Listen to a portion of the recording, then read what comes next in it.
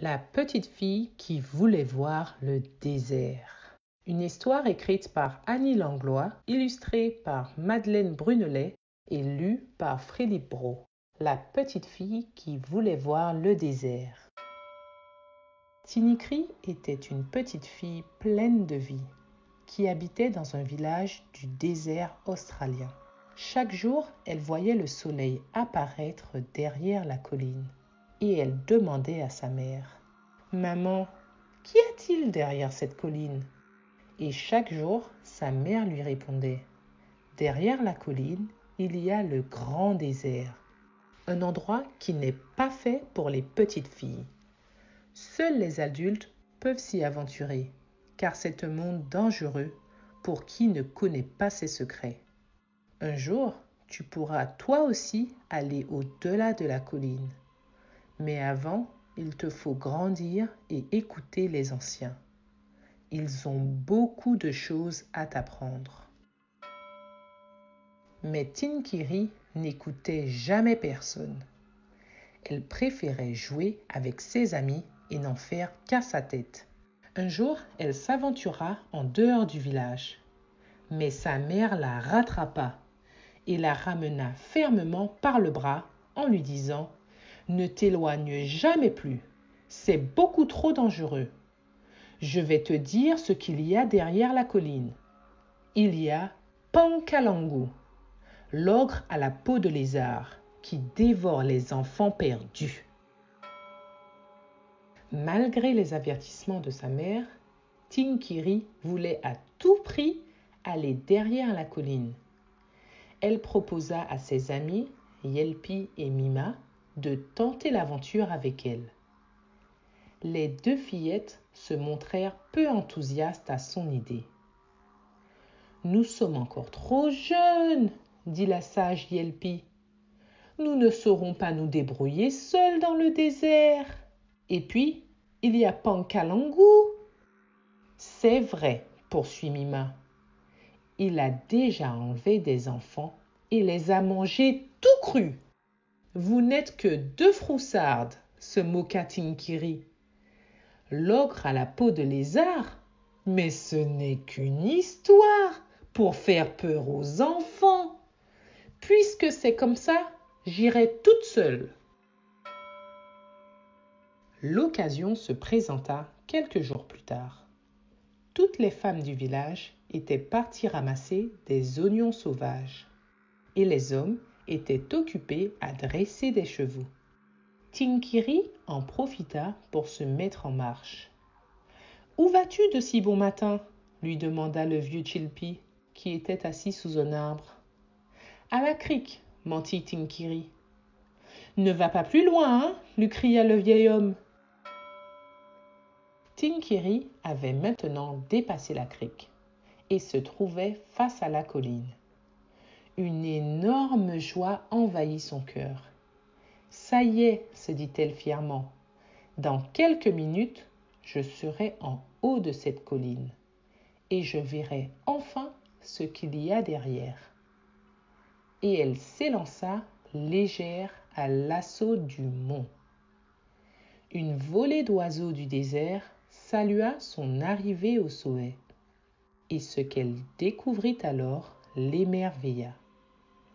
Un horizon sans fin où se détachait ici et là la silhouette d'un arbre ou un tapis de fleurs rouges. Elle s'assit et regarda longtemps ce paysage extraordinaire. Le silence fut soudain interrompu par un bruit étrange qui venait du ventre de Tinkiri. Elle sourit. « J'ai faim et je n'ai pas pensé à emporter de la nourriture. Mais ce n'est pas grave. En descendant de l'autre côté, je trouverai bien de quoi manger. » Elle dévala la pente et arrivée dans le bush, elle se mit à la recherche de bananes et de tomates sauvages. Mais de ce côté de la colline, aucun arbre fruitier ne poussait. Le soleil était maintenant à son zénith. Tinkiri, exténué par la faim et la soif, décida de se reposer à l'ombre d'un acacia. « Bonjour, petite fille, lui dit un oiseau perché sur une branche. « Que fais-tu ici ?»« Je suis Tinkiri et je suis venu découvrir ce qu'il y a derrière la colline. Et toi, qui es-tu ?»« Je suis Nitinii, le pinson zébré, et j'habite dans cet arbre. »« Nitinii, sais-tu où je pourrais trouver à boire et à manger ? » ?»« Mais ici même, j'ai souvent vu les femmes de ton village écraser les graines de mon arbre pour obtenir de la farine avec laquelle elles faisaient des galettes. »« Hélas !» soupira Tinkiri, « je ne sais pas faire cela. Je n'ai pas encore appris. » Le soleil déclinait à l'horizon quand Tinkiri se remit à marcher. Soudain, quelque chose bougea sous ses pieds. Un gros lézard venait de slalomer entre ses jambes. Elle courut après lui et plongea pour l'attraper. Mais le lézard, plus rapide, disparut dans son trou. « Zut !» pesta Tinkiri. « Comme j'aurais aimé faire rôtir ce gros lézard !» Papa, lui, aurait su comment l'attraper, et maman aurait su où trouver de l'eau. Mais moi, je ne sais rien. En pensant à ses parents, la petite fille s'effondra en larmes. Puis, elle se releva et dit tout haut pour se donner du courage. « Je vais retourner au village et m'appliquer à apprendre toutes ces choses. » Tinkiri se mit en route, mais très vite, elle dut se rendre à l'évidence. Elle était belle et bien perdue, et la nuit commençait à tomber. Elle se réfugia sous un arbre et elle essaya de faire un feu en frottant un morceau de bois sur une écorce d'acacia, mais n'y réussit pas. « Je l'ai vu faire tant de fois, se dit-elle. Pourquoi je n'y arrive pas ?» Alors, elle comprit qu'elle allait passer la nuit sans lumière ni chaleur.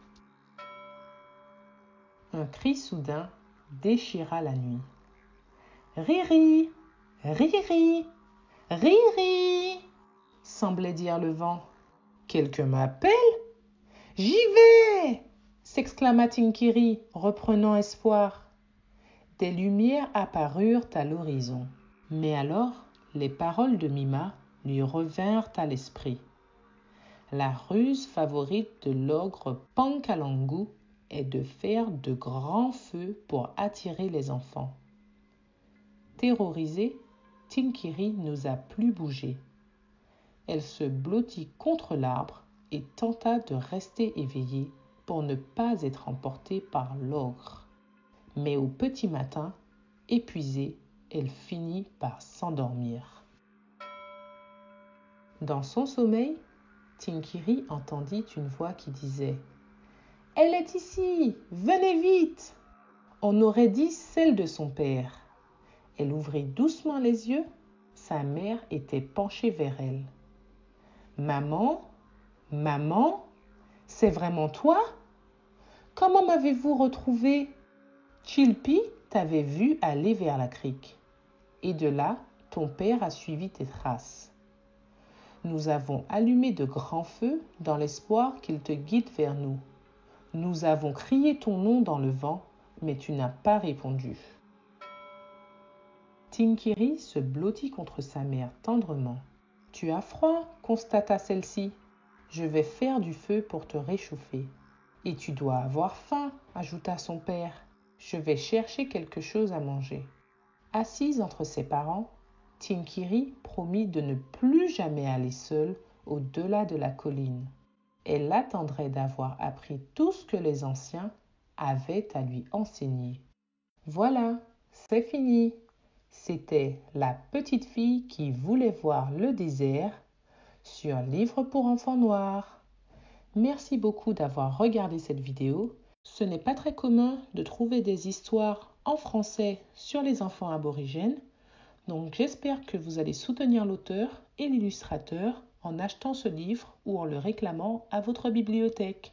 Merci beaucoup d'avoir regardé cette vidéo. Abonnez-vous, aimez et partagez. Et à bientôt pour une prochaine vidéo. Bye bye!